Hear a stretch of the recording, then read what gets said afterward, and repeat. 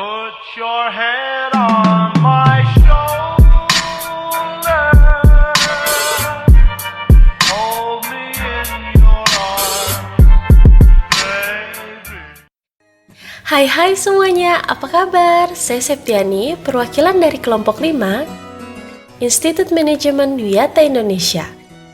Dengan dosen pengampu, Dr. Anda Maria Titirta Wiyata, MBA. Berikut anggota kelompok 5. Saya di sini mewakili kelompok kami akan menyampaikan beberapa materi perkuliahan prinsip manajemen sebagai tugas ujian tengah semester. Langsung saja nih, kami akan menjelaskan materi dari diversity yang dibagi menjadi 3. Yang pertama adalah the changing workplace. Yang kedua adalah characteristic of the US population. Yang ketiga adalah global population trends and the changing. Sebelum dimulai, jangan lupa untuk like, share, dan subscribe ya. Materi pertama yang akan kita bahas adalah the changing workplace atau tempat kerja yang berubah. Di dunia bisnis ini tentunya tidak asing bukan tentang kata-kata tempat kerja yang berubah. Tenaga kerja manajerial adalah dulunya didominasi oleh pria kulit putih, tapi sekarang berubah menjadi tenaga kerja multi etnis yang lebih seimbang dengan gendernya. Tetapi angkatan kerjanya masih dalam transisi karena semua populasi juga berubah. Di sini kita akan fokus pada tren demografisnya. Melihat karakteristik populasi Amerika Serikat, tren ini juga akan menjadi tren keragaman global tentunya. Juga tercermin dalam tempat kerja yang berubah. Nah, informasi ini juga penting bukan untuk dikenali dan dipahami oleh manajer.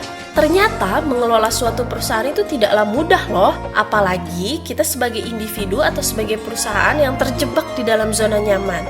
Menurut John Carter, ternyata mengelola suatu perubahan itu tidaklah mudah, apalagi jika kita atau perusahaan terjebak dalam kebiasaan yang membentuk zona nyaman. Contohnya nih, pada saat Presiden Jokowi memperkenalkan revolusi mental, akhirnya berhenti pada jargon indah tapi sulit diimplementasikan. Itulah kenapa John Kotter lebih menekankan pada aspek pengelolaan manusianya sebagai kunci sukses perubahan. Siapa sih John Kotter? Mungkin bagi sebagian orang tidak asing ya mendengar nama John Kotter ini, karena dia yang menulis buku Leading Change yang memperkenalkan 8 langkah mengelola perubahan. Apa saja sih 8 langkah mengelola perubahan ini?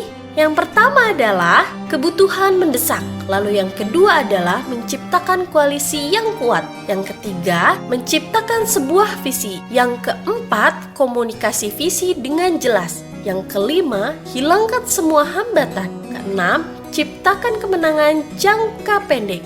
Yang ketujuh, terus membangun dan memperbaiki perubahan. Yang ke-8 atau yang terakhir, tanamkan semangat perubahan. Lalu kita akan lanjut ke materi yang kedua, yaitu Characteristic of the US Population. Baru-baru ini, bayi yang lahir di Amerika Serikat berkulit putih keturunan Eropa ini jadi tonggak demografis penting yang bisa mempengaruhi karakteristik politik, ekonomi, dan angkatan kerja negara itu. Statistik dari laporan sensus Amerika Serikat terbaru, Amerika sedang berubah dengan masyarakat yang semakin beragam. Penyesuaian secara dramatis mengubah wajah Amerika pada tahun 2050 nanti. Jumlah penduduk Amerika Serikat yang semula 322 juta pada tahun 2015 akan meningkat menjadi 438 juta pada tahun 2050. 85% dari peningkatan disebabkan oleh imigran dan keturunan mereka yang lahir di Amerika Serikat itu sendiri. 1 dari 5 orang Amerika Serikat yang akan menjadi imigran pada tahun 2050 nanti dibandingkan dengan 1 dari 8 pada tahun 2015. Menurut CAA World Factbook, selain perubahan total populasi, komponen populasi tersebut juga diproyeksi akan berubah. Usia rata-rata adalah 37,8 tahun, naik dari 36,2 tahun pada tahun 2001. Lalu, tahun 2050, 1 dari setiap 5 orang akan berubah menjadi 65 atau lebih. Kelompok terpadat adalah mereka yang berubah 80 tahun ke atas. Tren populasi seperti ini cenderung berdampak besar pada tempat kerja Amerika Serikat. Realitas dari tren bisnis ini adalah mereka harus mengakomodasi, harus menerima perubahan tenaga kerja. Organisasi harus menyadarinya bahwa mereka tidak dapat mengharapkan karyawan untuk berasimilasi ke dalam organisasi dengan mengadopsi sikap dan nilai yang serupa. Sebaliknya, ada nilai perubahan yang dibawa orang ke tempat kerja itu tidak mudah. Kemampuan manajer dan organisasi untuk secara efektif mengelola keragaman tidak sejalan dengan perubahan populasi ini. Hal ini juga akan menciptakan tantangan bagi minoritas wanita dan karyawan yang lebih tua. Tetapi, banyak bisnis yang akan unggul dalam mengelola keragamannya. Nah, kita sudah sampai di materi yang terakhir. Mari kita bahas tentang Global Population Trend and the Changes. Global Population Trend and the Changes ini dibagi menjadi dua, yaitu Global Workforce, yang kedua adalah Gender, Identitas Gender, dan Orientasi Seksual. Saat ini, kita berbagi planet loh, lebih dari 7,4 miliar orang. Angka yang akan diproyeksikan akan meningkat menjadi hampir 10 miliar pada tahun 2050 nanti. Itu adalah peningkatan populasi di seluruh dunia lebih dari sepertiga, dengan sebagian besar pertumbuhan di masa depan ini terjadi di Afrika dan Asia. Apa saja sih tren populasi utama dan apa artinya bagi tempat kerja global? Tren usia. Pertama, seiringnya meningkatkan masa hidup, beberapa daerah akan memiliki proporsi lansia yang lebih tinggi. Eropa saat ini memiliki persentase orang di atas 60 tahun yang lebih tinggi daripada wilayah lain, diikuti oleh Amerika Utara. Di tingkat negara, populasi Jepang adalah yang tertua, dengan media usia di atas 46 tahun dan angka kelahiran yang rendah. Jerman, Italia, dan Portugal memiliki usia rata-rata di atas 44 tahun. Pada tahun 2050, usia rata-rata Tiongkok diproyeksikan menjadi 56 tahun dan Singapura akan menjadi 53 tahun.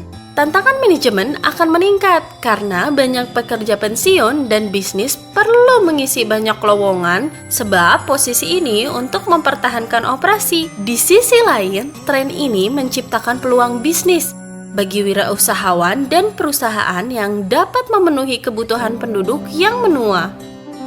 Nah, di materi ini adalah gender, identitas gender, dan orientasi seksual. Di dalam populasi saat ini juga ada sedikit lebih banyak pria loh daripada wanita secara keseluruhannya. Tapi, masing-masing negara juga memiliki proporsi populasi pria dan wanita yang sangat berbeda loh. Contohnya di sini adalah Rusia. Mereka memiliki kurang dari 90 pria untuk setiap 100 wanita. Tapi kebalikannya dengan India, mereka memiliki 107 pria untuk setiap 100 wanita. Pada tahun 2050 nanti, ketika akan lebih banyak perubahan perempuan daripada laki-laki di seluruh populasi dunia ini, peran gender tradisional dan norma budaya juga turut mempengaruhi kemampuan perusahaan untuk menarik dan mempertahankan tenaga kerja yang termotivasi. Sementara itu, beberapa negara juga melegalkan persamaan hak bagi komunitas LGBT, mencegah diskriminasi dan pelecehan atas dasar identitas gender atau orientasi seksual, akan tetapi menjadi masalah penting bagi organisasi. Nah, yang harus diperhatikan oleh bisnis global di mana pekerjaan dan pekerja berada, dengan para manajer menyadari bahwa banyak sekali pekerjaan hanya dapat dilakukan secara pribadi.